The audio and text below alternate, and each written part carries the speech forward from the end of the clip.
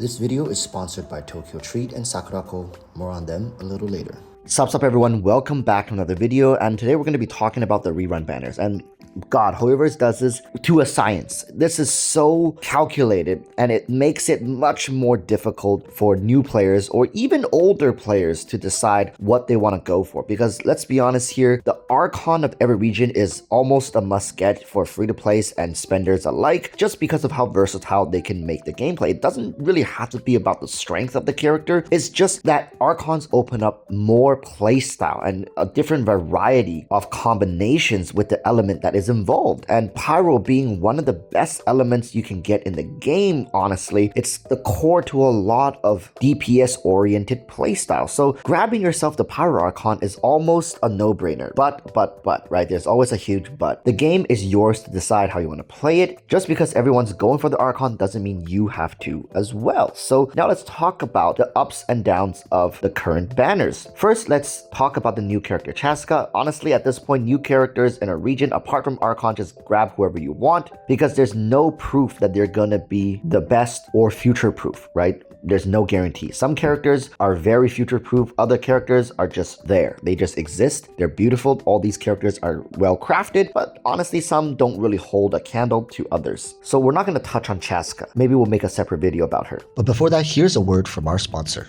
Tokyo Treat is a fun and exciting Japanese snack box featuring exciting and unique flavors straight from Japan. Each box is filled with a variety of full-size Japanese snacks items like limited edition Kit Kats, specialty flavored Japanese chips, and occasional Japanese sodas that are only available in Japan for a limited time. Sakurako is a monthly Japanese artisan snack box that supports local Japanese snack makers. Each box comes with 20 traditional, authentic, and artisan Japanese snacks, including Japanese teas and special Japanese tableware. This month, Tokyo Treat's theme is Osaka Snackathon. Known for its vibrant streets and mouth-watering eats, Osaka is a true food lover's paradise. This month, we've packed our box full of an exciting lineup of savory and sweet snacks that capture the city's most iconic flavors. Come explore Osaka on this month's Snackathon and celebrate the diverse tastes and treats that this amazing city has to offer. Some key features of this box are, of course, the Mont Blanc Kit Kat, wasabi seaweed chips, and plum soda. While Tokyo Treats offers the vibrant Osaka's delicacy, Sakurako introduces us to the heart of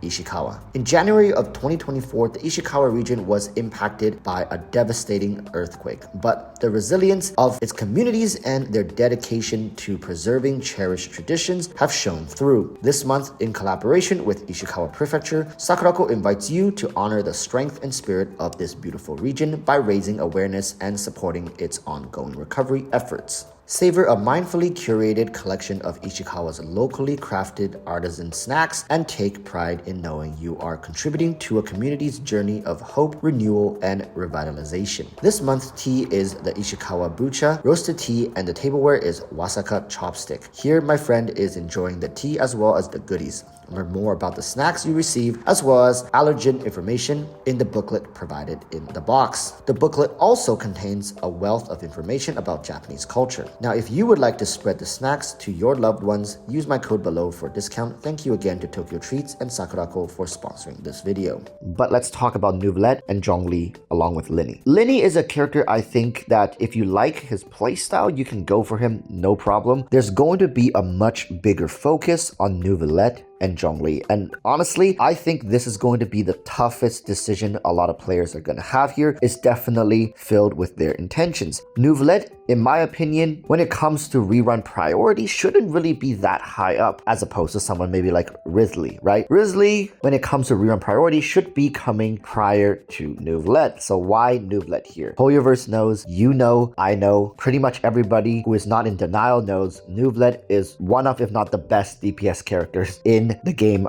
as of now. And for people who got him at C0 and don't have his signature weapon, or people who got him to C0 with his signature weapon wanting to go for C1, C2, it's a great upgrade for this character. There's just no denial that his C1, C2 has good value in them in comparison to some other DPS characters. And him being a powerful C0 character for new players or veterans who chose to skip Neuvillette the first time round becomes a much juicier target this time round. And Hoyoverse is not stupid stupid. I always say this, but it seems like it never gets across to some people. It's like, oh, it must be a coincidence. Of course not. At this point, Genshin is a money printing machine for Hoyoverse, and putting Neuvillette so close to Mawika should only prove that through Hoyoverse's data, they know how sought after Neuvillette is and how important he is in the DPS role. So if people are watching this video wanting some advice, I honestly can't say that Neuvillette is a bad pickup, but is he the right choice over the Pyro Archon?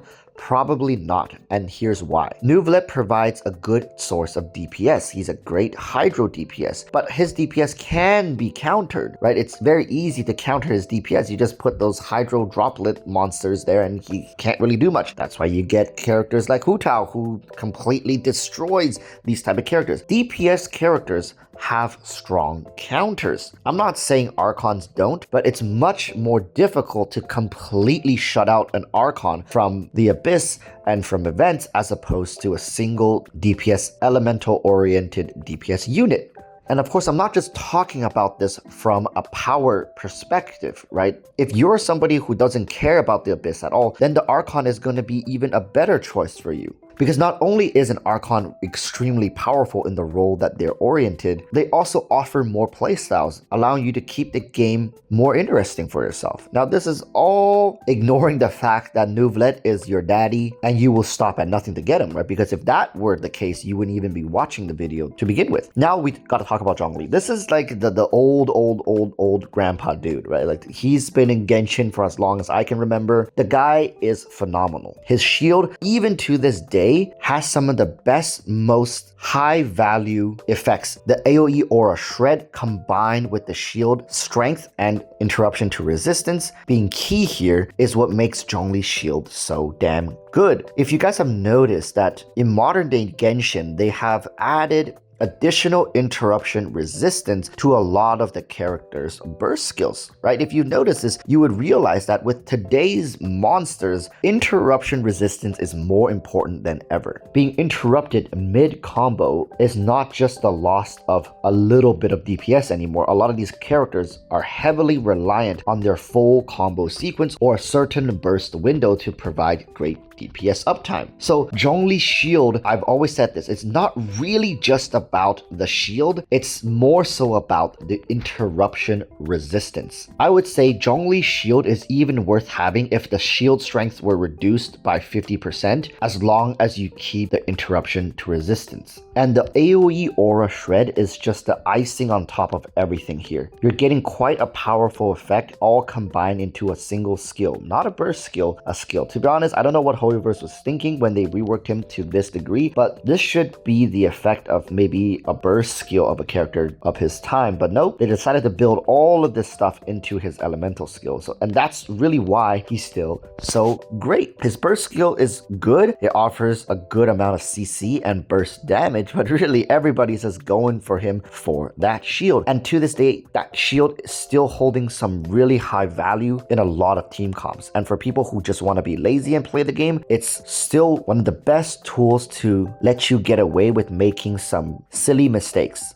And Zhongli has just made the game so much more beginner friendly, if that makes any sense. Zhongli's the type of character that makes 99% of the content in the game obsolete. There are some monsters in the game that can bypass his shield mechanic, but they don't always come around that often. And to be honest, at this point, Hoyoverse has given up trying to target Zhongli whenever they want to. They just bring those mobs back for a few runs and then they're gone again, and Zhongli is Big Daddy King. Am I gonna go out of my way to say Zhongli is still top notch in comparison to the other Archons? No, I don't think so, because Genshin has always been a game that's about dealing more damage as opposed to surviving for longer. And even with Zhongli's case, it's allowing you to deal more damage in a safer environment. So yeah, that's gonna be it for this video. Both Zhongli and Neuvillette are super great choices for beginner players as well as veterans to pick up. Zhongli's constellations aren't as good as, let's say, Raiden's, Nahida's, and some of the newer Archons, but they're good quality of life pickups nonetheless. I really hope everybody ends up getting the characters they want in the upcoming banners. Win your 50/50s, guys, and have a good one. Till next time, peace.